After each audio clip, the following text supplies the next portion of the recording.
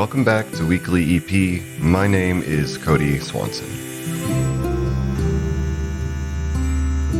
This is episode 11 with Lauren Piper of AEIOU, pronounced vowels, from Berlin, Germany. We talk about how little accidents while recording can lead to fun song structures and making the shift from playing live with the loop pedal to home recording. Also, a little disclaimer, Lauren and I are married, so the interview gets a bit silly at times. As always, we'll do a short intro, listen to the new record in full, and then dive into the creative process. First, here's a taste of that record.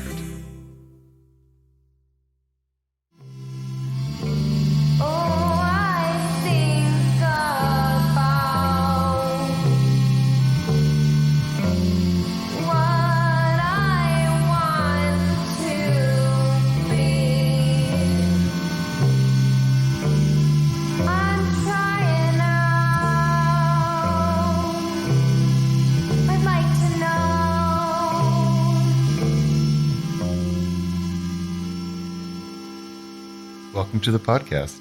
Thank you. What is your name? Lauren. Yeah. Okay. And what is the name of your music project? Vowels, spelled AEIOU. Okay. Does that ever cause any issue with marketing or show announcements and stuff like that? I don't think I'm big enough to have marketing or show announcement problems. But there is a band called Vowels, or no, they're called AEIOU, and they're made up of a member of Blonde Redhead and someone else. And once I was tagged in a show they were playing in Canada. Nice. That's the way to do it, I guess. And where did you record this weekly EP record? Here in this room. It's shaped like a triangle. No, I meant more like... Berlin? Yeah. Berlin. Okay. So that'd be Berlin, Germany then. Yes. Okay. The world. And why did you decide to do one of these?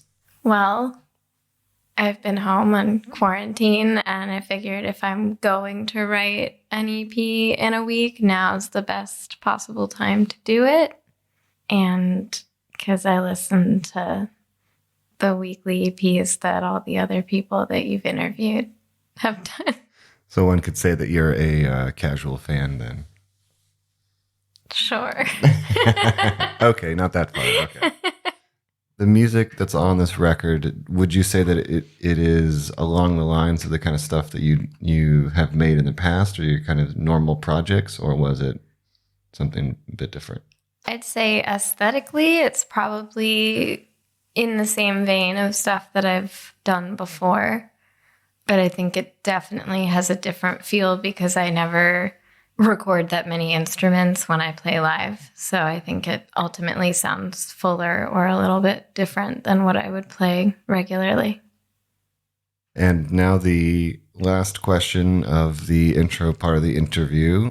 Traditionally a silly question, and this is maybe not exactly silly. I've been kind of getting bad at the silly aspects, but if you could magically speak any language, so you were just fluent and able to fully communicate and get around, what is the one city that you would like to go to in the world? Or place. It doesn't have to be a specific city. Probably like Greece. Somewhere in Greece, not Athens, maybe an island, because I don't understand Greek at all. It might be important to know that language sometimes. All right. That's not good.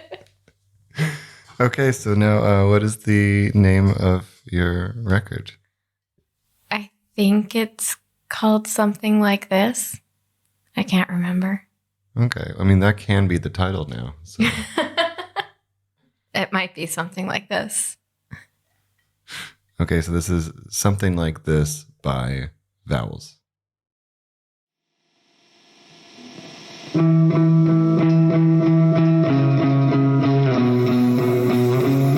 I keep my distance.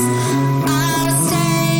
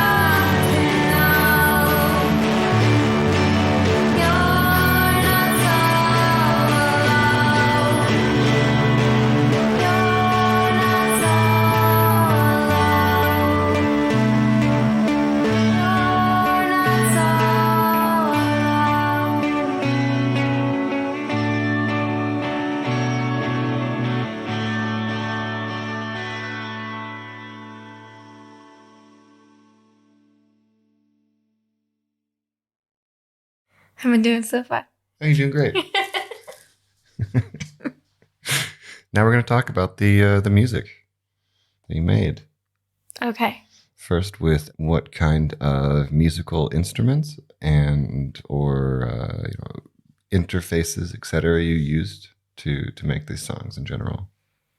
I used an electric guitar and an electric bass and a air organ, a little synthesizer, and this interface that you set up in here. It's the Focusrite. Yes. It's like the 2-channel Focusrite. Mm-hmm. That's what I used. Yep. Okay, cool. For the guitar, did you use pedals for this as well, or was most of it, was it digital effects, or was it? I did use some real pedals. I have a looping pedal that I used a little bit, and a distortion and a reverb pedal. Did you use the looper on any of these tracks? I did, but I did it more to make it easier to record it so that when I stopped it, I could stop it, but the loop is still going, so it stopped at the right place instead of me playing it and just figuring out on the actual screen where exactly I want to cut it and then loop it. Mostly I used like the looping feature in the, what is this called again? Audition. But I used my looping pedal to kind of help me. For some reason, that seems harder to me. Like, that seems like the more difficult way to do it, but. It made sense in my brain, but I do often do things that are too hard. Okay. So you made this in 7 days in an actual week. Mm-hmm. So how did that look? How did that kind of break down in terms of when the songs came together or how the recording process worked? Okay. Well, this was actually very different than my normal process because I knew I needed enough songs that I wouldn't hate. So I decided that I would basically just hit record as I started playing. And I basically was able to make 3 songs on the first day and 4 songs on the second day, or 3 songs on the second day, and then finish 1 song on the third day. And they were basically roughly recorded and had either full lyrics or partial lyrics written. And the way that I did that is I basically just picked a random word for each song. Was that the titles of the Yeah. song? Okay. I was going to change the titles, but then I was like, I don't really, like, I want to pick something from the lyrics, but I didn't really find anything that struck me. So I mainly just stuck with the theme as the title. And then once I had the title, it helped me to write the lyrics. So it's just kind of like a writing exercise. Okay, that's cool. So naming the songs first instead of after they're written, kind of. Well, it wasn't planned to be the names. Okay. It was just like kind of like a prompt. Right, okay. And yeah, once I had that, it made writing the lyrics a lot easier. So I basically had 7 full songs by the third day. And then I just had the rest of the time to add any other instruments that I wanted and to do the actual editing. Mm-hmm. Okay, cool. So that seems like, all things considered, not super stressful. Like, it's not like you got to the 5th day and you didn't have anything, you know? So. No, yeah. I mean, the plan was like, I'm going to write a bunch of songs and maybe by the 5th day I'll decide I hate like 4 of them, but I'll at least have 3 songs for the EP. Right. And instead you have, is it 6?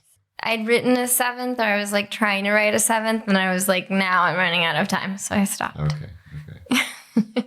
Was that surprising to you that it came together as well as it did, or in the time period it did, based on the way you normally write songs, or? A little bit. Yeah. I mean, I can write a song relatively quickly, but I don't record them often. So normally it's me writing the song, writing the lyrics, and then just like practicing it a bunch for a live show. And if I don't play a show for a while, then it's like a new song that I have to keep coming back to and practicing so that I'll be able to play it live when I finally have a show. Right. One of my biggest problems too, though, with writing and then recording is that then I sometimes have a really hard time remembering how to play the song that I have recorded. Oh, yeah. I'm not going to be able to play any of these live. You have to work really hard, but some of them will not be possible. Okay. Well, then at least they exist now in this form. Mm-hmm. It's like a special edition that no one will ever hear again outside of this podcast and probably on Bandcamp at some point. Okay. Well, that makes them, super Rare. special and rare then, yeah. All right, so let's dive into the songs themselves then, starting with track number 1, which is called Isolation. And this one struck me as being the most clearly quarantine themed. Yeah. I chose the word isolation, and I was like, all right, quarantine.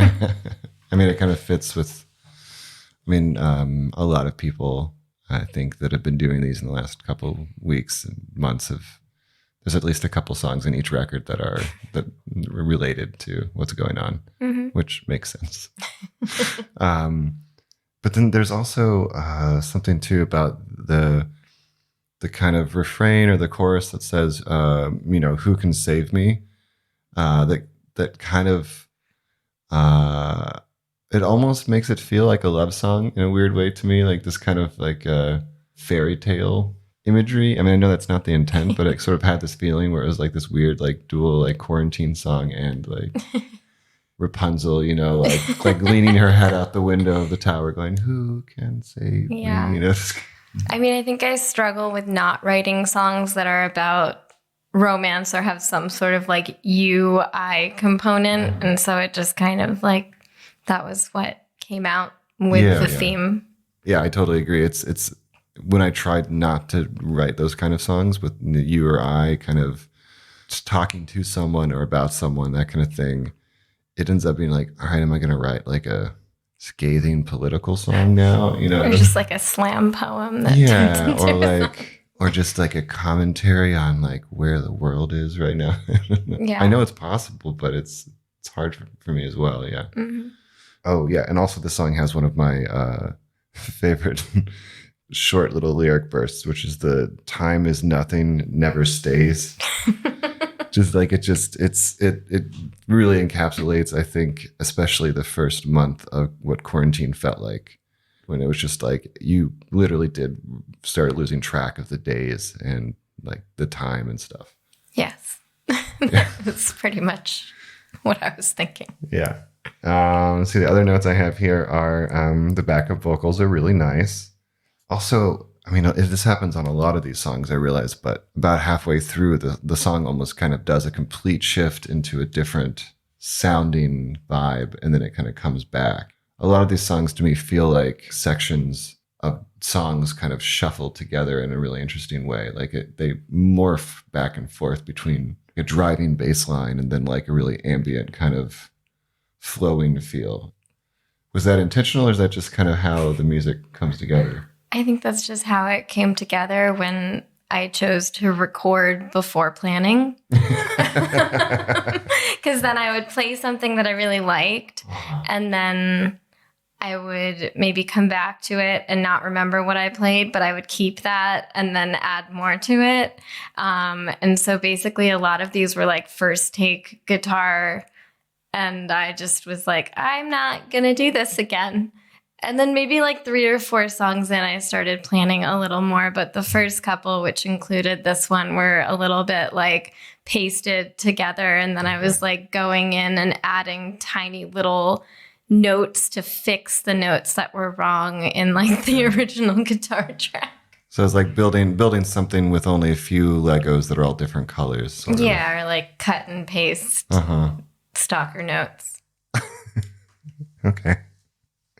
That I guess that's a good segue into Destruction, which seems to be about someone who is not very nice. I think that's what I have in my notes. Like, who is the enemy? They seem like a bad person or thing. There's a lot of really intense lyrics in this one. There was this, I basically just came up with the theme and then I just wrote. So it wasn't really about any specific person. I think the theme destruction could have gone many different ways. I could have written about like knocking down a house or something. But I don't know. I thought that was like what came out once I created a melody. Because once I make like the vocal melody, I'll start with like humming or laws or whatever. And then sometimes they sound like words. And that's how I get the lyrics. Okay. There's no one that I want to destroy. Okay. Also, this is one of the ones that has good backup vocals, kind of nice harmony backup vocals. And so I know that you have a vocal pedal, like a harmonizer pedal and stuff you use for live shows, but a lot of the backup vocals on it sounds like on this record were recorded with actual harmonies and kind of backup vocal overdubbing. Yeah. So I think there were a couple songs that might have had my echo pedal on or like chorus for my vocal pedal, but in general, I sang one melody and then I went back and added the harmonies instead of using a pedal. Was that, I mean, I know that you've done that kind of stuff before in certain ways, but was it kind of, how did it feel going from doing stuff more like that with live shows and live performances back to like a recording method where you had to kind of think about it in a different way? I mean, I kind of like it because I'm still pretty like new with this pedal. And so there's only certain types of harmonies that can be created. So to be able to freely decide how I want the harmony to sound is a lot easier than being like, okay, do I want a third and a fifth? And like, what note is this going to be? Is it going to be in A? Is it going to be in C? And then I just sit there with my guitar going through and singing the same thing over and over and changing the note until it sounds right. Mm-hmm. So this is a little easier for me. Cool. Yeah. I mean, one of these days I keep telling myself I'm going to figure out how to sing harmonies on my own songs. I've done it maybe for like 4 seconds at a time by accident, like 3 times in my life. So one of these days I'm going to figure out how to do it on purpose. But okay. There's crunchy guitar in this song, but yes, it's not really something I guess we need to talk about. I just had the note. It says crunchy guitar. Oh yeah, I think this is where I had the volume on my interface up really high. So when I recorded the guitar and the bass, they were like pretty blown out. Mm-hmm. But I'm not great at these things and was like, sounds fine to me. Mm-hmm. All right, so moving on then to song number 3, which is Inhalation. This one has kind of, I mean, I wrote it down in my notes as kind of a call and response sort of feeling to the vocals, even though there's a lot of kind of repetition or sort of harmony throughout it, but it sort of has this back and forth feeling to it. And also one of them is distorted, which kind of makes it feel like another character, another version of the voice, which is kind of cool. Tell us a little bit about this song. Yeah, I didn't plan it to have that sort of like repeating part. I just recorded the song, and then when I went through to try to make it sound better, I tried it out and I liked it. So then I just had this back and forth repeating part, and I ended up thinking it was really cool. It's hard because I wrote them last week. So like thinking back, even though I just listened to them, but I didn't really listen to them a lot after I recorded and fixed them. Right. So, but yeah, I mean, I think that song, I wrote that on the bass. And so all I recorded was bass and vocals when I first recorded it. And then when I came back to it, because basically I would record the skeleton and then I would keep going and write the new songs, and then I would come back to it. So I wouldn't listen to it until I was ready to like spend several hours figuring out how to fix and add to this song. And so when I got to it, I was like, all right, it can't like just be bass. So then I added guitar, and then like for fun, I used your, what is it, OP1 synthesizer. And I didn't know if I would keep it. And then ultimately I figured out how to like make it sound right and not be too overpowering. And I thought it made it really interesting. Honestly, I think that the synthesizer in the background is really nice. Like, I'm really glad you didn't remove it. I think it makes the song really nice. But it's also like the second verse of this song. I guess it's a verse. It doesn't really feel like a chorus exactly, but the like second verse is like completely different too. Like melodically, and just kind of, it feels like the song is just almost shifts into a different sound, and then it comes back, which again, I liked. It was nice listening to. Was that a result of the similar kind of thing where as you were building it, you kind of were just putting different pieces and then tried to find a way to go back to the original piece and stuff like that? Or Well, I had it recorded as like verse, chorus, verse, chorus. Most of my songs were generally pretty simple so that I wouldn't have to like spend too much time figuring out a bridge. But then I made them weird by adding things that I guess ultimately make it less verse, chorus, verse, chorus. Okay. Yeah. I mean, that's a good way to hide that structure. Yeah, I guess so. I think I can't really settle with it just being that simple, so that I make it really, really hard for myself. But I like it better that way. Cool. Well, that's the important part, I guess. Also, challenges are good. And now moving on to song number 4, Desperation. Also, these are all such intense names for tracks. It was like I literally just let myself choose the first word that came to my head. So it was like, okay, this is it. So you were in an interesting mental space that Monday then, I guess. I think that was, I don't remember when I wrote that one, but I don't know. I was just trying to think of things that would be general enough that I could create lyrics that wouldn't be too narrow, I guess. Yeah. Okay. So, Desperation. So this one on my notes I have is, this one's really spacey, or it sounded really spacey to me.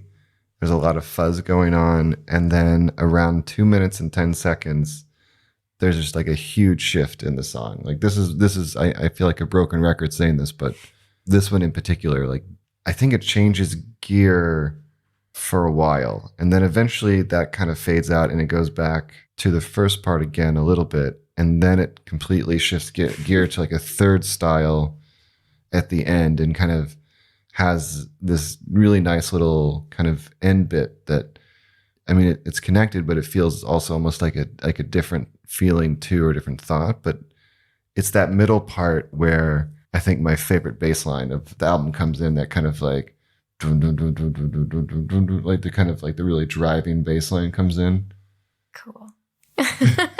I can't remember that part of that song, but that one was probably... I can play it real quick.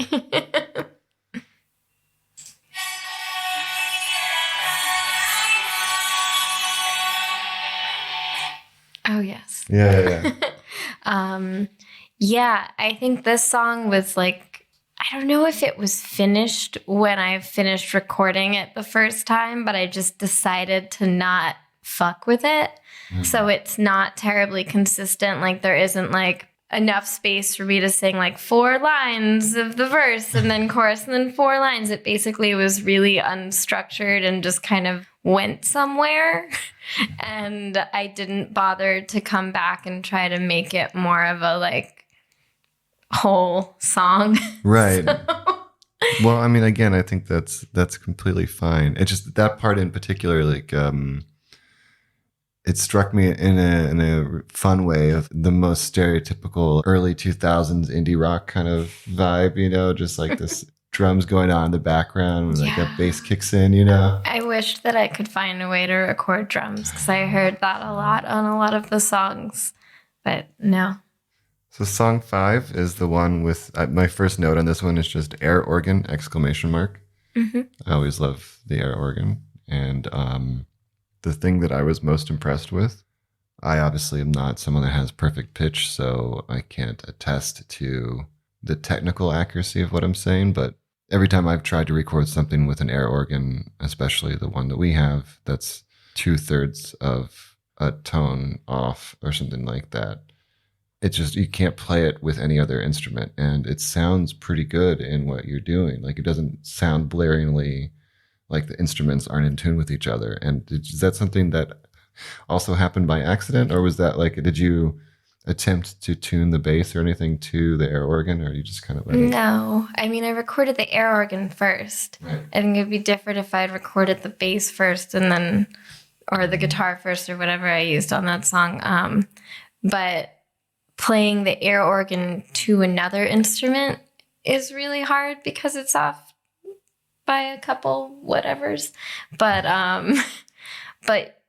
I could easily find notes that matched with, or at least like worked with what I played on the air organ.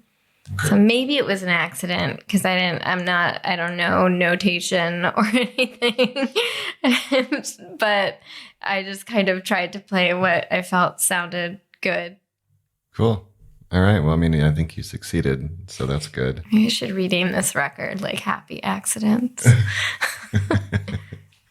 Yeah, so a lot of this song, too, has this feeling where the bass is kind of pulling everything forward and the other instruments, the organ kind of adds this nice floaty, spacey sound to it.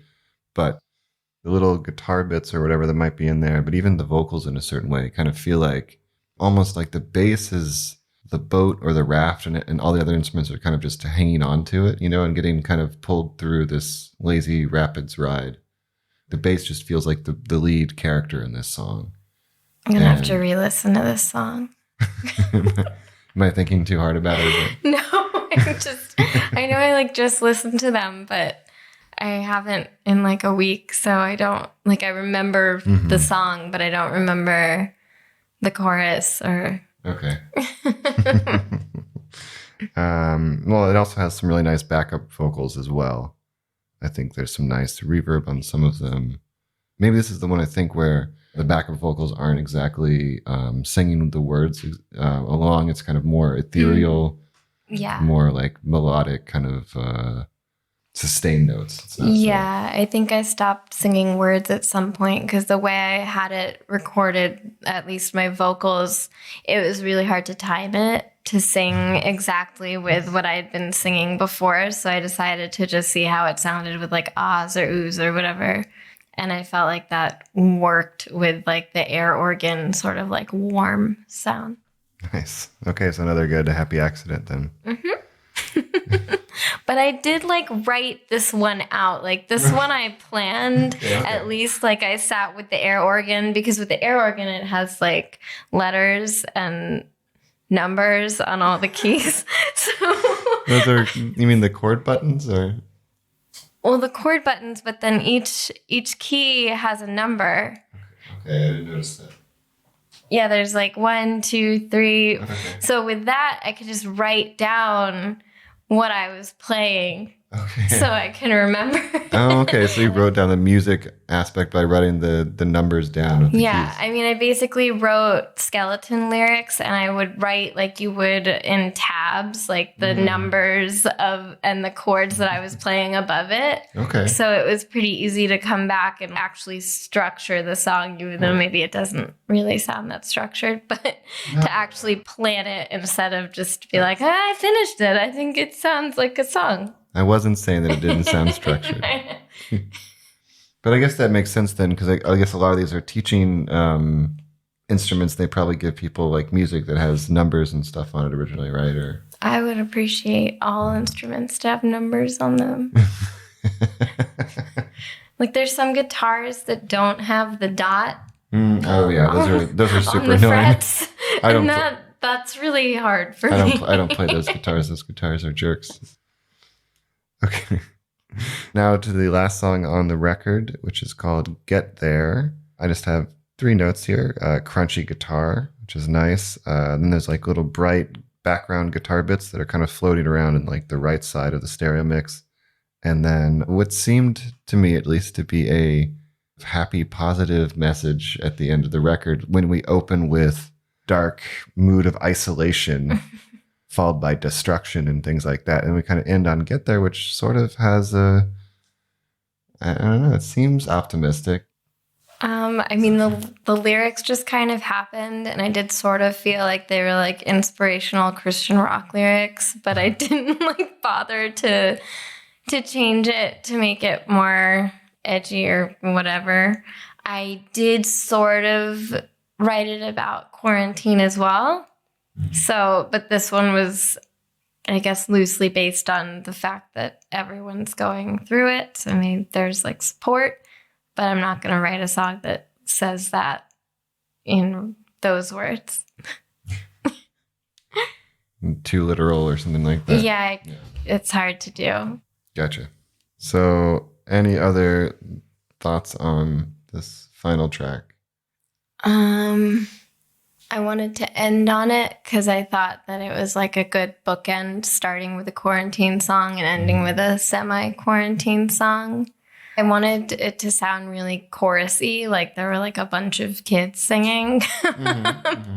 Not necessarily kids, but like I kind of liked that it felt really, really full on the "we'll get there somehow" parts. And it made me like feel happy listening to it. I was like, this sounds nice. Right on. In general, how do you feel about the record as a whole, or the experience of making it? I feel good. I think I was surprised that I didn't hate it. I mean, most of this record is basically like a lot of accidents because I'm not good at recording. So it came out all right. I think if I had more time or like a professional person mastering it or working on it, then it would be a lot different. But I think it's very representative of me and my messiness as a songwriter.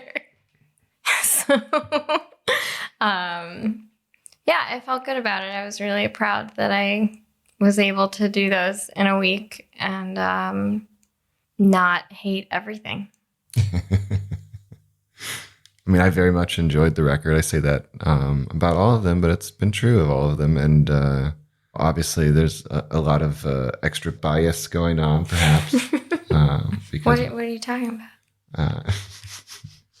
But I did really enjoy it, and I'm very happy that you had the time and interested to do one of these and to make it.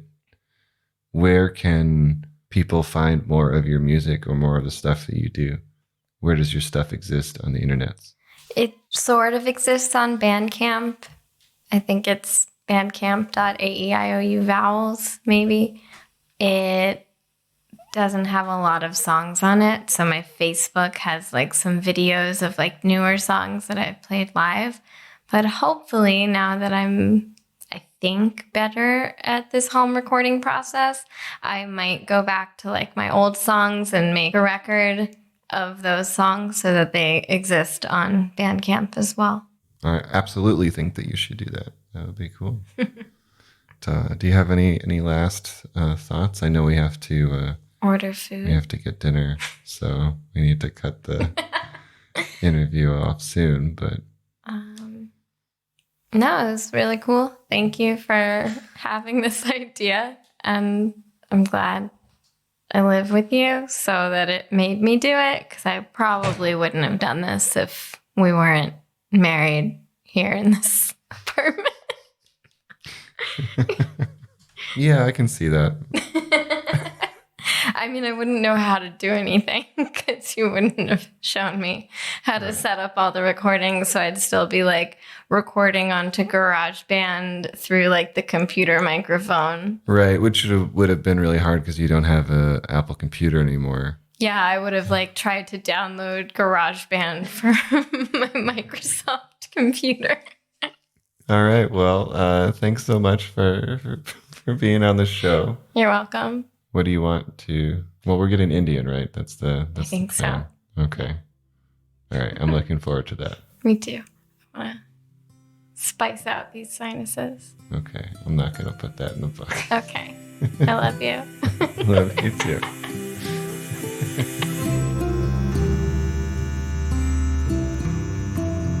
Thanks again for listening to another episode of Weekly EP. Once again, my name is Cody Swanson.